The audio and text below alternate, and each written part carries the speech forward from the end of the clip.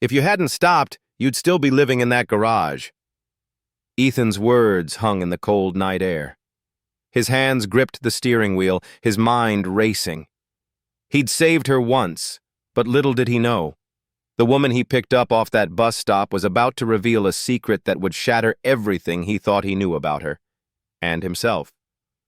What she would confess would tear apart the fragile life he'd worked so hard to rebuild.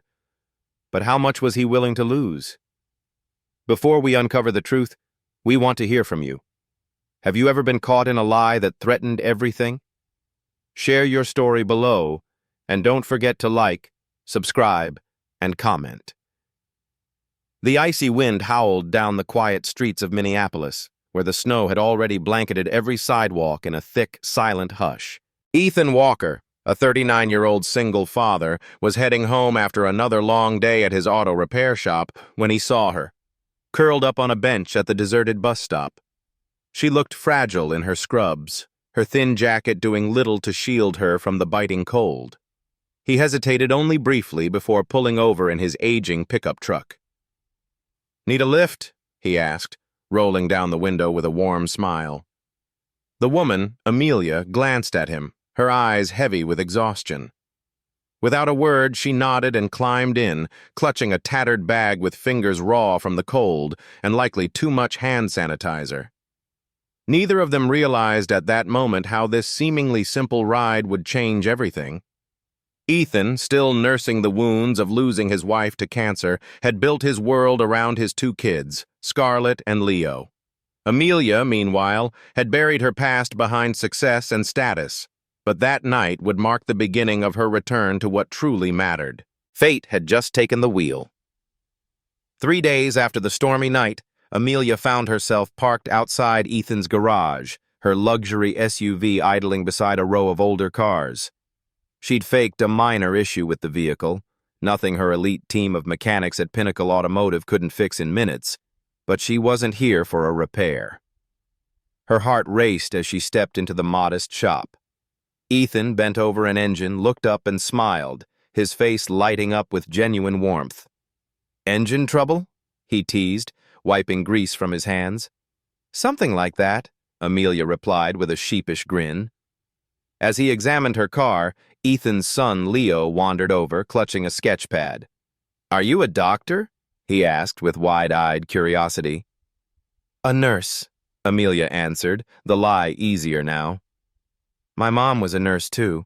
She helps angels now," Leo said matter-of-factly, tugging at a memory so tender it momentarily unraveled her composure. Inside the office, Amelia met Scarlett, Ethan's 12-year-old daughter, wise beyond her years and fiercely protective.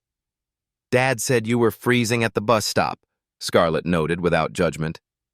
"It was kind of him," Amelia replied softly. "You're not like most adults," Scarlett added, surprising Amelia with her candor. They spoke for nearly an hour about hospitals, ethics, and what compassion really means in medicine. Amelia found herself answering from the heart, not as a CEO or executive, but as someone who'd once taken an oath to care. It felt like coming home to a version of herself she had long forgotten. Before leaving, Ethan mentioned a neighborhood potluck that weekend. "It's mostly locals and homemade food. I thought you might enjoy it, being new in town and all." She accepted the invitation without hesitation, ignoring the black-tie charity gala on her calendar. That Saturday evening, the church hall buzzed with laughter and the scent of casseroles. Ethan moved through the crowd effortlessly, greeting neighbors by name, asking about their families, and delivering plates to the elderly without being asked. Amelia watched, captivated by his quiet leadership, so different from the power games of boardrooms. When a little boy scraped his knee, Amelia instinctively cleaned and bandaged the wound. Later, while playing charades with Scarlett and Leo, she laughed so hard her stomach ached, something she hadn't felt in years. That night, as she walked home with a small container of leftovers and a heart full of something unfamiliar, she realized what was happening. She was becoming part of their lives. The turning point wasn't just in that invitation. It was in every shared glance, every wordless understanding. Something deeper than attraction was taking root. Amelia Bennett, the CEO, had stepped into Ethan Walker's world. But more importantly, she was rediscovering her own. Spring arrived late in Minneapolis, bringing with it a snowstorm that closed schools across the city. Ethan had just opened the garage when the call came through. His sitter was down with the flu, and he had a high-priority engine rebuild for a local client he couldn't postpone. Desperate, he scrolled through his contacts and hovered over one name. "Amelia?" he asked when she answered. "I hate to ask, but I'm in a jam. The kids, I don't have anyone else." "I'll be there in 20, she replied without pause, already grabbing her coat. Amelia arrived to find Leo at the kitchen table drawing a spaceship, while Scarlett stood guard, her arms crossed. The skepticism in Scarlett's eyes said everything. Why would someone like her show up again? But Amelia didn't back down. When Leo shyly mentioned missing his mom, Amelia knelt beside him and shared a gentle version of her own story, how she'd lost her parents, too, and sometimes missed them so much it felt like she couldn't breathe. The boy's eyes widened with empathy. "So, you don't have a mom or dad either?" "No, sweetheart, but I remember them, like you remember yours." They spent the day baking cookies, laughing through the flower storm in the kitchen. When Ethan returned hours later, exhausted from the job, he froze at the sight of Amelia, covered in flour, smiling warmly as Leo giggled, and Scarlett, for once, didn't look so guarded. "We're making cookies for the angels," Leo announced proudly. "Maybe your mom and her parents can share them in heaven," Amelia added softly. Ethan's eyes locked with hers. Gratitude, emotion, and something more passed between them. But the magic of that moment was short-lived. 2 weeks later, a registered letter arrived at Ethan's shop. Pinnacle Healthcare had purchased the block for a new medical facility. He had 6 months to vacate. Maddie, ever the researcher, pulled up an article about the acquisition and gasped. "Dad, it's her," she whispered, pointing to a photo of Amelia. Only she wasn't Amelia. She was Amelia Bennett, CEO of Pinnacle Healthcare. Everything stopped. When Amelia arrived later that day, her warm smile faltered the moment she saw Ethan's face. "You knew," he said bitterly, "and you said nothing." "I came to tell you. I've been fighting the expansion. It's not what I want." "But you let me believe you were someone else," he snapped. "You made my kids believe it." Scarlett stood in the doorway, her voice colder than the snow outside. "You lied to us." "I didn't mean to," Amelia said, her composure unraveling. "It started before I met you.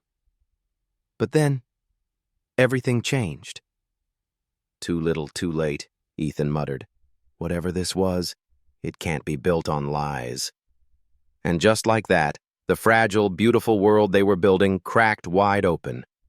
For the first time in years, Amelia felt truly helpless, and Ethan, for the first time in years, felt truly betrayed. The next morning, Amelia stood before the board of Pinnacle Healthcare, her eyes burning with sleepless determination. She no longer wore the perfectly tailored suit or hid behind data-driven slides. Instead, she brought with her a vision, one grounded not in projections, but in people. "This expansion," she began, her voice steady but charged with emotion, "is a mistake. It displaces families, destroys small businesses, and contradicts everything we say we stand for." The CFO raised an eyebrow. "It improves access and increases facility reach." "At what cost?" she shot back. "Have any of you stepped foot in that neighborhood? Have you seen the faces of the people we're asking to disappear?" She handed out a revised plan, proposing the use of an abandoned warehouse 3 blocks away. "No displacement, better transport access, more space. It costs more up front, yes, but the long-term impact is incalculably better." The room fell into uneasy silence. "Miss Bennett," the chairman finally said, "this is a drastic shift in direction. We've already approved the acquisition. If you can't support the board's decision—" "Then maybe I don't belong here anymore," Amelia interrupted, her voice unwavering. She removed her ID badge and placed it gently on the conference table. I can't be part of decisions that hurt people I've come to care about. Later that night, she packed the last of her office into a cardboard box. Gone was the woman who once believed power and prestige could heal a broken system. In her place stood someone who finally understood healing had to begin within. Meanwhile, Ethan sat silently at his desk, the eviction notice still in his hand. Scarlett sat beside him, brows furrowed, scanning her laptop. Dad, I think you should read this. She pulled up a blog post, an anonymous letter from a former CEO who'd walked away from it all. It spoke of second chances, regret, and the belief that compassion still had a place in leadership. The words were unmistakably Amelia's. He didn't sleep that night. The next day, a blizzard swept through the city. As Ethan closed up the shop, Leo began coughing, shallow at first, then wheezing. Panic surged. He grabbed the inhaler, but it wasn't enough. At Lakeside Medical, they were told their insurance didn't cover out-of-network emergencies. Ethan's voice rose in desperation. My son can't breathe! Then, from behind them, a calm voice spoke. Yes, he can. Amelia, dressed in scrubs, stepped forward. New pediatric policy. Every child gets immediate care, no delays. The clerk hesitated, then nodded. She didn't linger. She simply ensured Leo was taken care of, and vanished again. Only later did a nurse tell Ethan the truth. Amelia had implemented that very policy as her final act as CEO. Before resigning. Before choosing medicine again. Before choosing people. And just like that, Ethan's perspective shifted. What he once saw as betrayal, he now recognized as bravery. 2 days after Leo's emergency, Ethan stood outside the gleaming glass doors of Pinnacle Healthcare's headquarters, feeling entirely out of place in his faded flannel and dusty boots. He half expected to be turned away on sight, but as he gave his name to the receptionist, a young woman in a blazer stepped forward. Mr. Walker? She asked. Amelia left instructions. If you ever came, I was to let you in. Inside, Amelia was boxing up framed degrees and photos. The once polished corner office felt less like a fortress and more like a cocoon she was shedding. She turned, startled. Ethan? She said you resigned, he began quietly, stepping closer. The nurse at Lakeside told me about the new policy, and how it was your last act. Amelia nodded, unsure of what came next. I thought you were lying, Ethan admitted. But the truth is, you were fighting for us the whole time. I was afraid, she said, voice barely a whisper. Afraid you'd only see the CEO, the title, the decisions I didn't make fast enough. I wanted to be someone you could trust before I told you everything. He took a step forward. You gave up your career. For us. I gave up a job, she corrected. One that was killing me. I chose something better. Later that week, over hot chocolate in Ethan's garage, they talked, really talked, about grief, about love, about starting over. I want to do more than fix cars, Ethan said. I want to help the kids in this neighborhood, the ones who don't see a future. Amelia's eyes lit up. What if we created a program? Something that teaches trade skills and emergency care side by side. Auto repair and first response? Ethan said, surprised. You think it would work? I think, Amelia smiled. We both know what it means to feel helpless. Let's give these kids the power not to. And they got to work. Within 3 months, the Community Skills Initiative was born. Ethan taught auto maintenance and mechanical skills in the afternoons. Amelia, now in the grueling early stages of her medical residency, volunteered on weekends to teach CPR, basic triage, and emergency response. Their pilot program enrolled 12 teens from under-resourced neighborhoods. One week, they rebuilt an old engine. The next, they learned how to handle a panic attack. It wasn't just about teaching. It was about empowering. And in every shared lesson plan, in every group photo, in every whispered thank you, Amelia and Ethan saw the chance to make a lasting difference, not just for the kids, but for themselves. The broken places in their hearts weren't erased, but mended, not with perfection, but with purpose. Together, they had found a new opportunity, not just in work, but in each other. 6 months passed, and the rhythm of life had changed, slowly, but unmistakably. The garage, once just a means of survival for Ethan, had become a hub of possibility. His small office walls, once adorned only with invoices and oil-stained calendars, now displayed class schedules, first aid charts, and student essays on what I want to be. Scarlett, who once kept her heart guarded behind skepticism, was now mentoring younger students in the program. She spent evenings at the kitchen table discussing anatomy with Amelia or helping Leo build cardboard ambulance models. Her laughter had returned, tentative at first, then fully alive. Ethan, once haunted by silence and the memory of his late wife, had changed too. He no longer slept on the pull-out couch.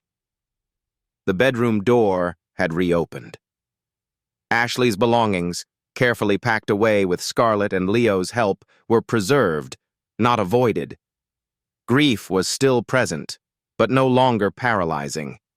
Love had not been replaced, but expanded. And Amelia? She was transformed. No longer the perfectly polished executive hiding behind clinical spreadsheets. She now raced through 18-hour shifts, hair in a ponytail, scrubs wrinkled, sneakers worn thin. But her eyes, those once hollow eyes, were alive with purpose. She balanced residency with community work and time with Ethan's family. Exhaustion was constant, but so was fulfillment. Her luxury penthouse sat mostly empty. She now spent more nights at Ethan's than her own home. Not for comfort, but for connection. Their relationship wasn't fairy tale perfect.